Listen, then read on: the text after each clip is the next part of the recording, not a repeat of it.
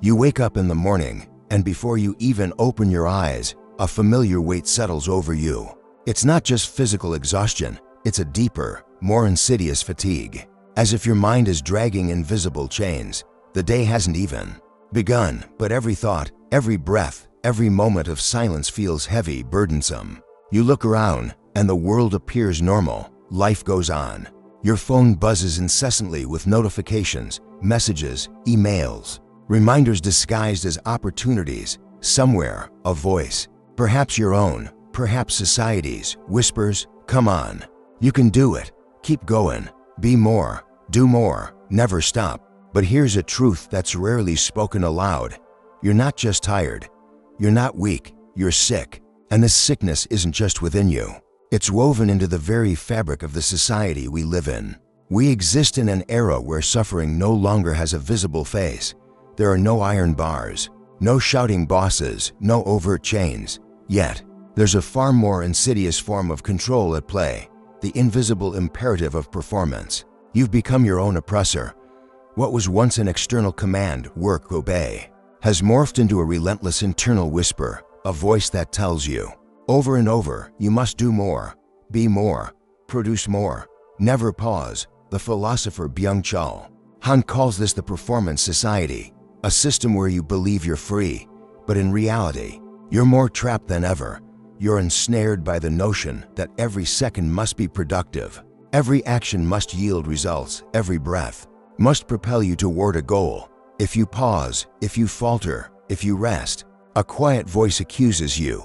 You're worthless. Positivity, this relentless demand to be happy, productive, and motivated at all times, has become a poison. The freedom you're sold as a promise has transformed into shackles. And the ability to do anything, to be anything, has become a sentence. To never stop striving. Do you feel that pang of guilt when you're not producing? That creeping anxiety when you don't reply to a message instantly? That frustration when you fall short of your endless list of goals, even when no one is holding you to them? This isn't just stress. It's not just fatigue. It's an existential burnout, a kind that empties you from the inside while you're forced to smile and pretend everything is fine on the outside. If this feels all too familiar, it's not a coincidence. You're caught in a system designed to make you believe this state is normal. But it's not. This text is a wake-up call, not to produce more, but to open your eyes, to recognize that you're not weak. You're simply trying to survive in a society that makes those who strive to be strong all the time sick. Take a deep breath. You're not alone. Together, let's explore what's happening and how we can begin to break free from a disciplinary society to a performance society. The evolution of oppression. There was a time when power was exercised in a blunt, visible way. In what Michel Foucault called the disciplinary society, the rules were clear and unmistakable. Authority came in the form of strict institutions, factories, prisons, barracks, schools, and constant surveillance. Someone told you what to do, when to do it, and how to do it. Sit down, be quiet, obey. The repression was tangible, embodied by figures of authority. You knew exactly where the walls of your prison stood. But that world has faded. The visible bars have vanished, replaced by a far more subtle and, in many ways, more cruel form of control. Today, almost no one forbids you from doing anything. Instead, you're told the opposite. You can do everything. You're free. Your potential is limitless. All you need is effort, discipline, focus. This message feels positive, even inspiring. But it hides a vicious trap. If everything depends on you, then every failure is your fault. Didn't meet your goals, you didn't try hard enough. Feeling exhausted, you lack resilience. Not measuring up, you're not motivated enough. This is the essence of the performance society. The prison no longer has physical walls, it's built of psychological ones. Punishment doesn't come in the form of physical reprimands but in waves of anxiety, guilt, and a gnawing sense of inadequacy. You've become, as Byung-Chul Han puts it, an entrepreneur of yourself. And the problem with that, an entrepreneur never stops. There's always room to improve, to grow, to produce more. You're locked in an endless race with no finish line, no pause, no truce. Have you noticed how even leisure has become a goal to achieve? Reading a book is no longer a joy but a productive task. Meditation must enhance your focus. Exercise is a mandatory step to optimize your body. Even sleep has become a battleground. You track its quality, count your cycles. Optimize your nighttime routine. Resting is no longer about rest. It's about preparing to perform better tomorrow. You don't live anymore. You manage yourself. And when you fail, when you can't keep up, when you get sick or freeze, you blame yourself. After all, no one stopped you, right? You had freedom. You had choice. You just needed to try harder. But that's where the perversity lies. This freedom is an illusion, a mirage that makes you complicit in your own oppression. The violence of positivity. An invisible poison will live in a society that demands you smile, even as you're falling apart. You've learned to say I'm fine when you're teetering on the edge of collapse, to project an image of control, efficiency, and enthusiasm even when everything inside you is screaming for a break. Why? Because we're immersed in a new kind of violence, not one that strikes, shouts, or imposes, but one that seduces, invites, and motivates. Byung-Chul Han calls it the violence of positivity, a force that doesn't repress you with prohibitions, but overwhelms you with possibilities. In the past, sickness came from repression, strict censorship, rigid prohibitions, forcefully imposed limits. But today, as Han warns, the 21st century is no longer dominated by diseases caused by you can't. What makes us sick now is the yes, you can. What erodes you from within isn't traditional oppression, but an excess of stimulation, an excess of apparent freedom, an excess of positive demands. The new order is to smile, to produce, to optimize, to be happy always. But this relentless positivity comes at a steep cost. Depression, ADHD, anxiety, and burnout are no longer isolated conditions. They're social symptoms, the psychic responses of a mind and body that can no longer bear the weight of constant performance.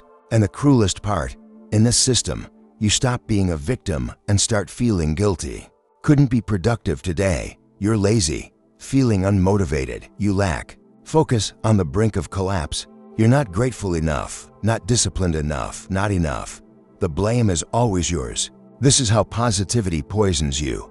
It refuses to accept limits, failure, sadness, or slowness. The more you try to align with this artificial ideal of happy productivity, the further you drift from yourself. You become a caricature of motivation while everything inside you crumbles. You're bombarded daily with messages like believe in yourself, just do it, be your best self. They seem harmless, even uplifting, but their effect is insidious. You never feel enough. You never think you've done enough. You never allow yourself to rest because there's always something to improve, to fix, to accelerate. You're surrounded by goals, metrics, and comparisons on social media, at work, even in your leisure time. This constant barrage doesn't strengthen you, it exhausts you. It's like being trapped on a treadmill that keeps speeding up. And the worst part, you think you're the one who turned it on. But you weren't born this way. No one was. No. One was meant to live in a state of perpetual alertness, constantly chasing an unattainable ideal. This model was constructed, and it's draining you, slowly, silently, but relentlessly. Behind all this energy, this rush, this productivity, something vital has been buried, something you've forgotten how to access, something essential that's been suffocated under layers of expectations and self-imposed demands. It's time to talk about what's been lost and how to reclaim it. The forgotten art of being, silence, boredom, and contemplation. Have you noticed how everything in your life has become a project? You're no longer just a person. You're a personal brand, an investment, a work in progress.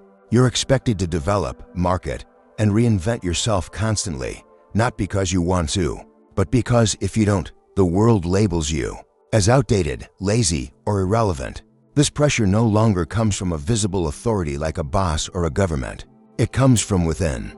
You've become your own taskmaster, your own executioner. Byung-Chul Han calls this self-exploitation, a state where you don't need someone watching over you. You monitor, control, and punish yourself. Productivity has become the new obedience. You think you're in control because you have the freedom to choose, create, innovate, and chase your dreams. But no one told you that this freedom is a facade. All the paths you're offered lead to the same destination: more work, more demands, more acceleration. Even what was once sacred, your body, your mind, your relationships, your spirituality, has been co-opted into the performance machine. Your body is now a tool to be optimized. Your mind is a database for managing goals. Relationships are networking. Opportunities, spirituality is reduced to coaching. Even rest is just a recharge to produce again. You've become a company, and the only employee is you. But no one can sustain this forever. You feel it. The overload isn't just physical, it's existential. You're everywhere except within yourself. You're always functioning, but never truly living. Deep down, you know, the more you chase this ideal of success, the further you drift from your own essence. So, let's ask the question few dare to confront. What have you lost in this relentless pursuit of a better version of yourself? What's been silenced, pushed aside, forgotten? There's a part of you that might not even remember what it's like to exist without justifying your existence. When was the last time you allowed yourself to do nothing? Not to plan, not to respond, not to consume, not to justify, just to be, to breathe, to feel time pass without the nagging guilt of wasting it. You might not even know how to do that anymore. And it's not your fault. You've been conditioned to always be active, always available, always connected. Any moment of pause is quickly filled by a notification, a task, a quick video, or a motivational quote. Leisure feels like waste. Silence feels like discomfort. Boredom feels like an enemy to be eradicated. But here's something no one tells you. Boredom is not a flaw, it's a portal. Byung-Chul Han explains that in the past, boredom was the fertile ground for creativity, reflection, and true presence. It was in those quiet, empty moments that philosophy, art, and spirituality were born. Boredom, the kind that lingers, that unsettles, that forces you to face yourself, creates space for contemplation, and contemplation is what reconnects you to your humanity. Today, though, we live in a state of fragmented attention. We bounce from stimulus to stimulus like animals on high alert. Multitasking isn't a skill anymore. It's a survival instinct. You watch a video while answering messages, while worrying about tomorrow's meeting, while feeling guilty for not doing more. The present has become unbearable. This mental hyperactivity comes at a cost. It robs you of depth, of connection, to the world, to others, to yourself. You consume everything on the surface, even your own emotions. You feel, but you don't dive deep. You reflect, but you don't linger. You live, but you don't inhabit. That's why you're tired even after sleeping, anxious even in silence, disconnected even when surrounded by people. Your soul has been trained to run, but has forgotten how to rest. And yet, stopping isn't weakness. It's a reunion. In silence, you hear what the rush drowns out. In pausing, you notice the wounds you've ignored.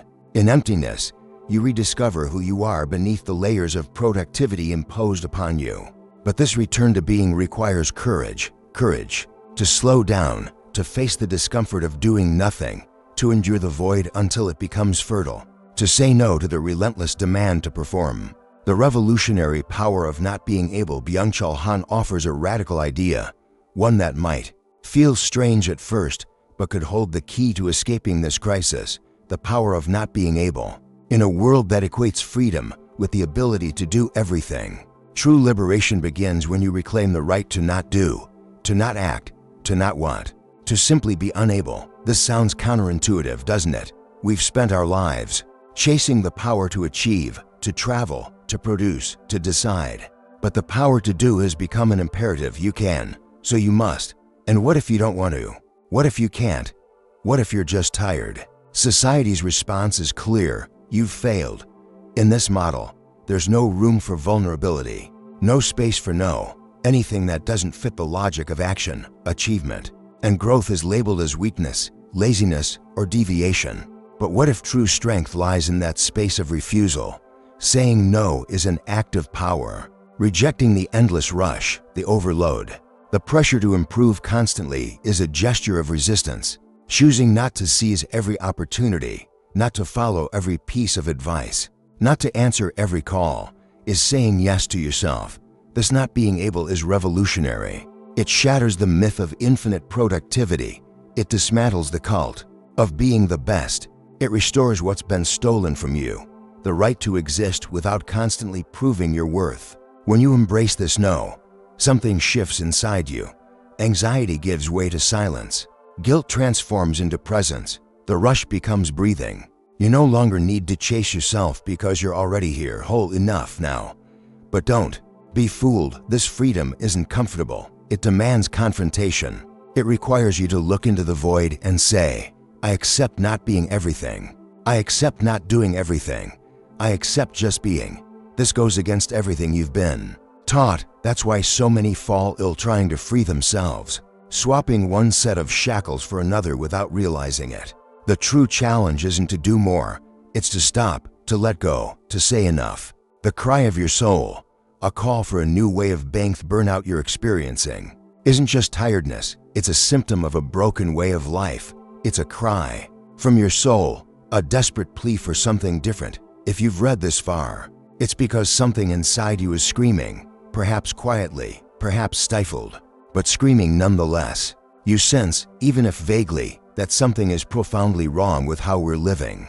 Let me be clear, what you're feeling isn't weakness. It's not incompetence. It's not a lack of mental strength. It's a natural response to a system that demands the impossible and brands those who can't deliver as failures. You're not failing because you're tired. You're exhausted because you've been pushed into a model of life that consumes every ounce of your emotional, psychological, and spiritual energy.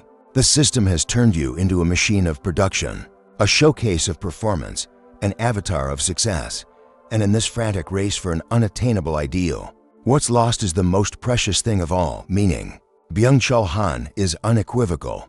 Burnout isn't an anomaly or an exception. It's the most glaring symptom of a collective existential crisis. It's not the collapse of a few overly sensitive or disorganized individuals. It's the collapse of an entire social logic built on self-exploitation, the worship of efficiency, and the dismissal of silence, leisure, and inner life. You're not alone. This pain, this relentless fatigue, this sense of emptiness even when everything should be fine. It's not your fault. It's your body and soul crying out for a different rhythm, a different perspective, a different way of being in the world. This new way begins with a simple but powerful choice: to refuse to live as things are. You may not yet know how to escape this cycle. You may feel touched by these words, but unsure of what to do with that feeling. That's okay. The first step isn't to act, it's to recognize, to feel, to allow yourself to look inward without filters, without defenses, without justifications. Share your thoughts, your feelings, your experiences. When we share, we see ourselves reflected in others, and when we recognize ourselves, healing begins. This journey doesn't happen all at once.